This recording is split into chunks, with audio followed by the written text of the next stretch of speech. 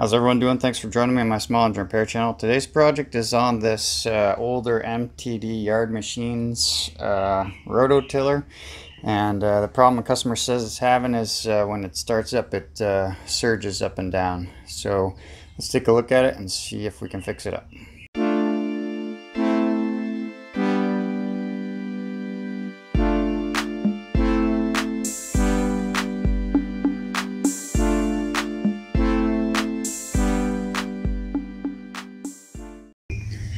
Alright guys, so what I'm going to do first is just do a function test.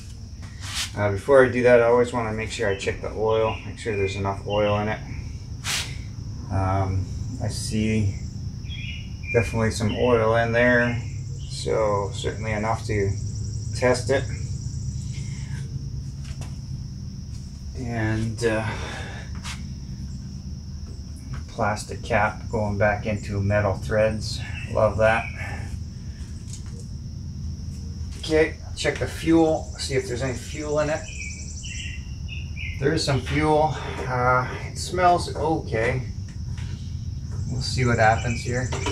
So we got choke, and there's a throttle. So I'll put it all the way up, and I'll see what we get out of this thing.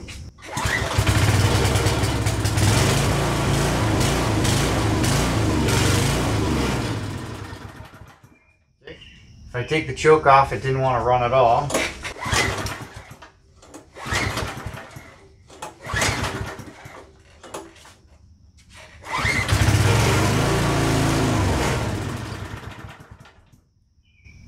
Alright, let's try with half choke.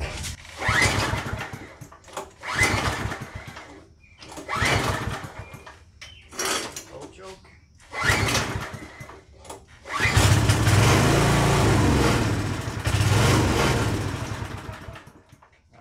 So I won't even stay running on the full choke now. So to me that's an indication of fuel system issue. It's running too lean. So what we're going to do is dive into the carburetor and see if we can fix this thing up. Alright, so first thing I'm going to do is take this air filter cover off. Give me a chance to look in that under there as well. These are 5/16. Air filter is brand new. Alright, and the choke lever is working. So to get under here further, I'm going to have to take four more 5/16 off to get the air filter housing off. Just be careful not to drop it down and into the throat of the carburetor. Make sure your choke flap is closed. Okay. Now that's exposing this older style Briggs carburetor. So these ones are a little bit more of a pain in the butt to work on. They are attached basically to the gas tank. And so what we're going to have to do is we're going to have to initially take off of this choke mechanism. There's two screws here, one here and one there. Alright, so these are two T20.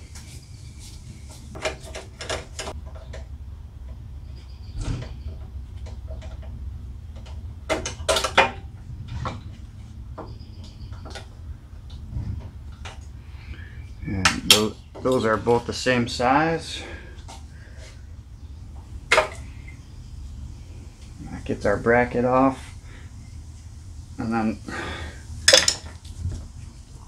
there is a 90-degree bend there that we're going to have to get that off of, or we can take it off the other side here, which is the just be careful. I've broken these before, so just be careful when you're taking these off, and just make note of the hole that it's in.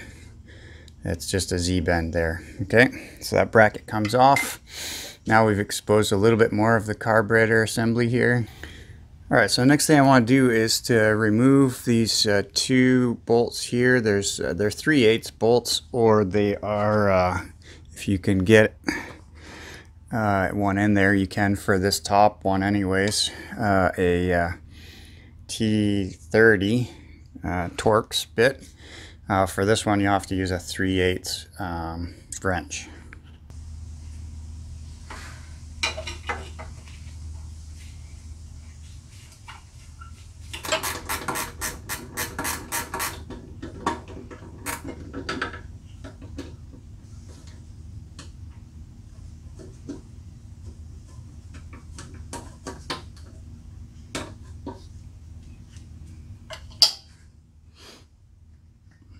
All right, next there should be a couple more screws.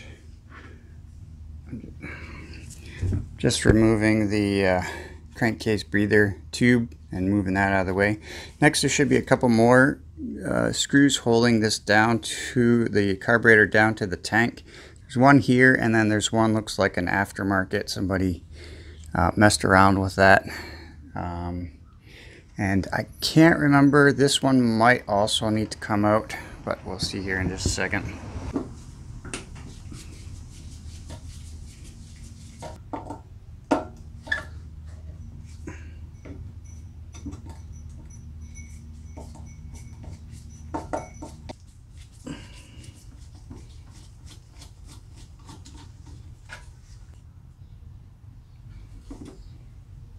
Here we go.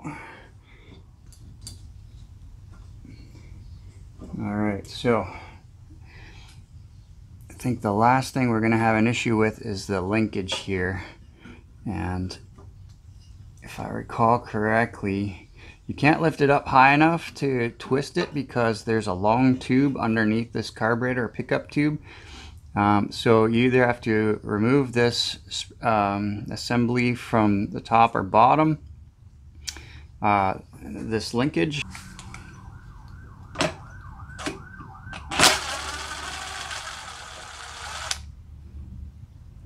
Alright, okay, let it go.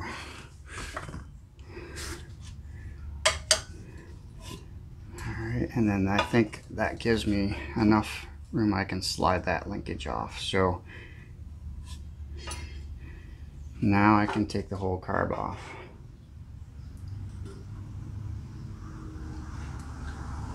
Okay.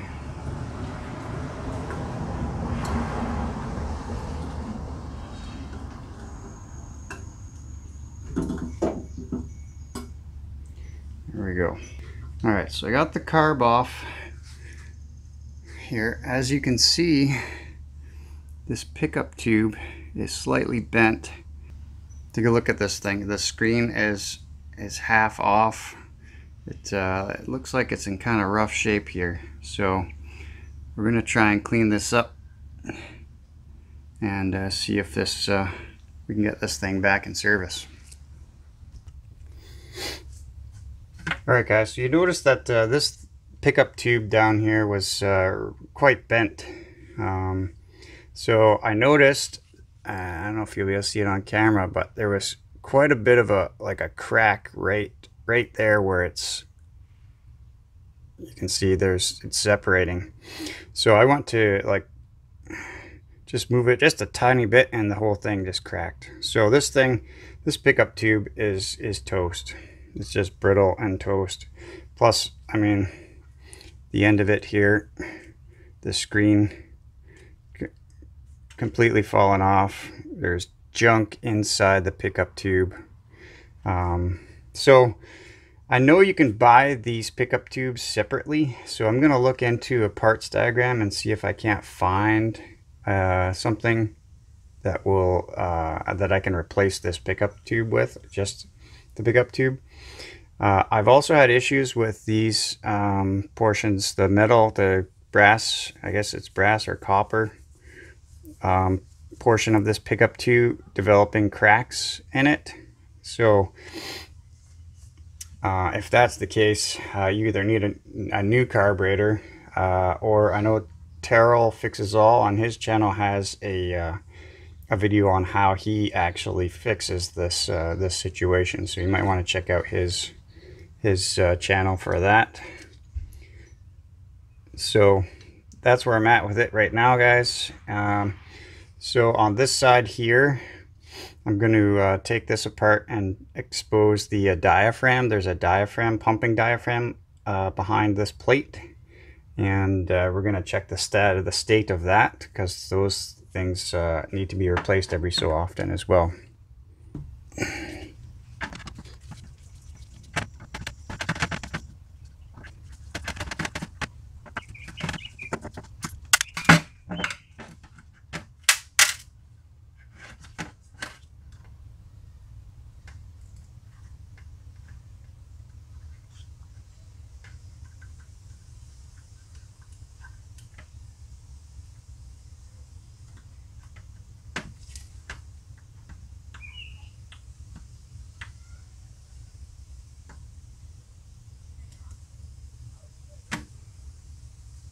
All right, so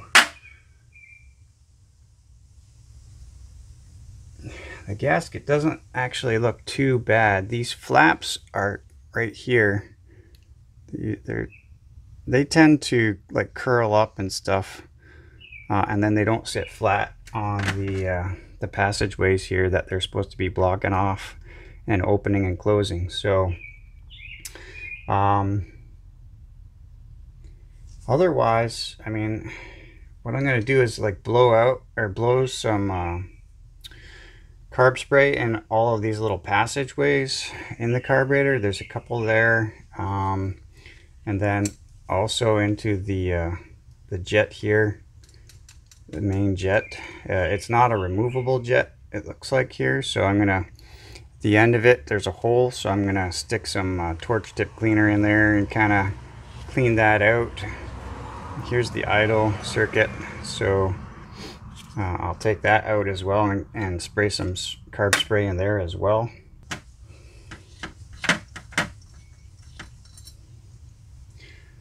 Right, and typically there's a little dinky hole in here. You get yourself a little piece of wire from a wire brush. I just so happen to put it in the end of a matchstick, and then you stick it in there and make sure that that tip is not clogged up at all, and it's not too bad. It goes through, and I can see it going through on the bigger hole. Just spray that out with some carb spray. Again, spray in that idle circuit there. And there's not a whole lot more that you can do with these things. So I'm going to look into this guy right here. I'll spray that out after using a torch tip cleaner on the end of it. This could be somewhat tedious, finding the right sized torch tip to fit in the end of that jet. Okay, so that fits in there nice, and that's the one, I think. And there's a little bit of gunk in there, so that might have been causing it to run a little bit lean. Hi, sir.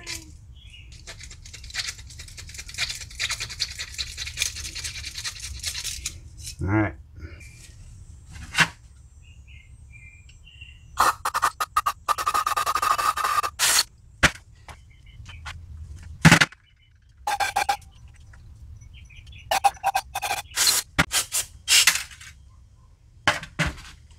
All right, so what just fell out there, there's a spring that goes in here like this, and then a retaining clip that goes over that spring. Okay, and that's actually what creates the pulse on this pumping diaphragm. Okay, and that's what actually pumps the fuel. So if that falls out, that's no big deal. All right.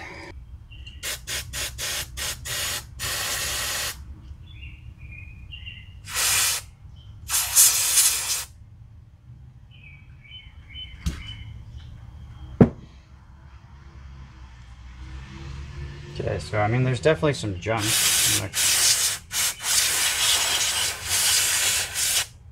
Right, look at the stuff here. This screen, you wouldn't even really I put it up to the light, I can't even see through it. So that screen was almost completely clogged. So that thing definitely is not going to allow for a whole lot of fuel to get picked up through this tube. All right, so what I'm going to do is try and heat this up, heat up the plastic a little bit to try and soften it up a little, and then grab it with a pair of pliers and see if that will come off.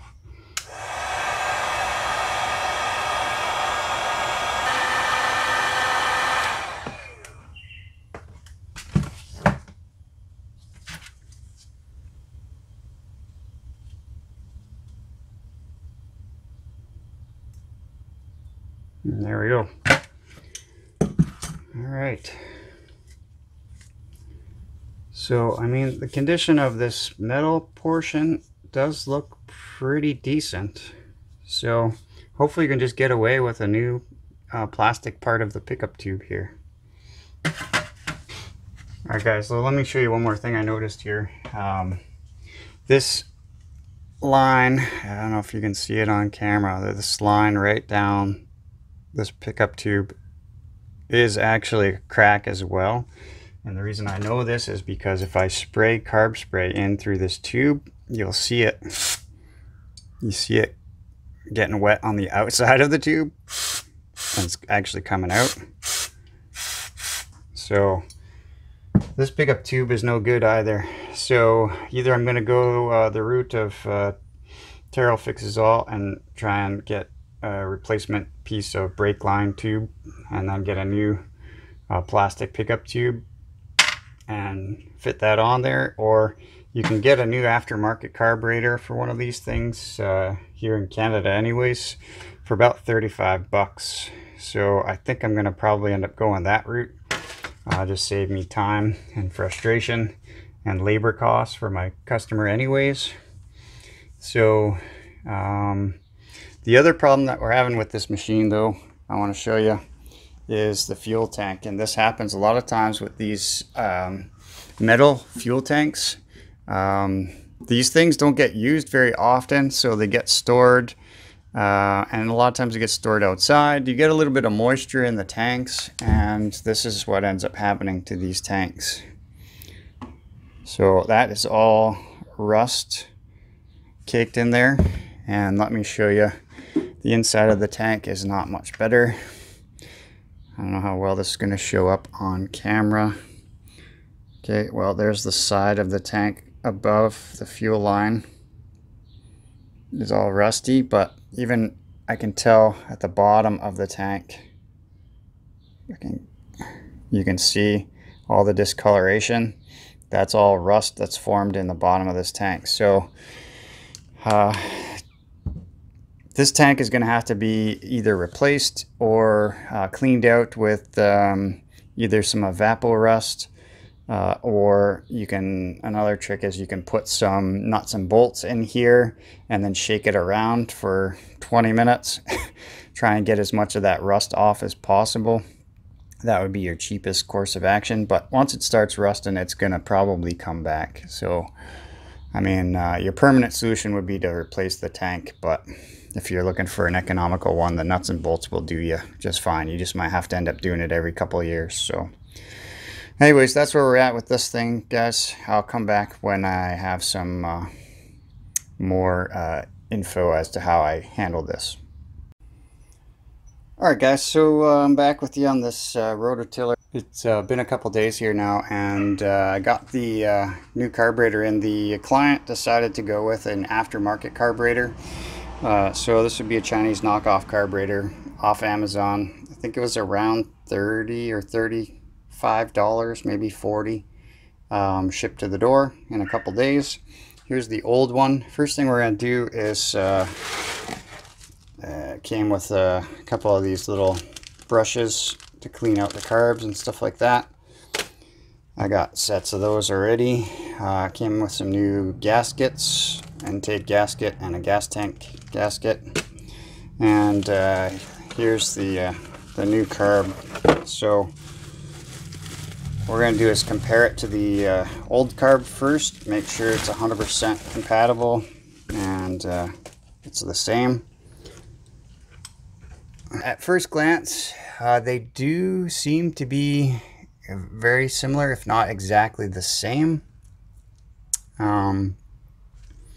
If I'm just trying to think, pickup tube wise, this one might end up being a little bit longer, although this probably sits up actually a little bit more. So actually looks pretty much the same. From the outside, everything pretty much looks, well, not pretty much, it looks exactly the same. Maybe slightly less on the build quality, but you know what, for 30 bucks versus 150 bucks, I probably would do the same thing if it was mine, especially with our rusty gas tank. Now the gas tank is out there. It's actually sitting in the driveway. I'm trying to dry it out. I have tried to get as much of the rust out as possible. I do have a video on that that will be coming out very shortly on how I actually got rid of the rust on that particular tank, or as much of it as I could. Let's get everything bolted back on and see how we did. Alright guys, everything's back together. I got the new carburetor on. I got the gas tank put back on, cleaned out as best I can. And I do have the belt cover off. I want to see the condition of the belt, which looks fine, but I also want to see, just make sure that everything works as far as transmission is concerned, and transferring the power to the auger blades here. So that's why I have that off. So I think we're ready to test it out here and see what happens.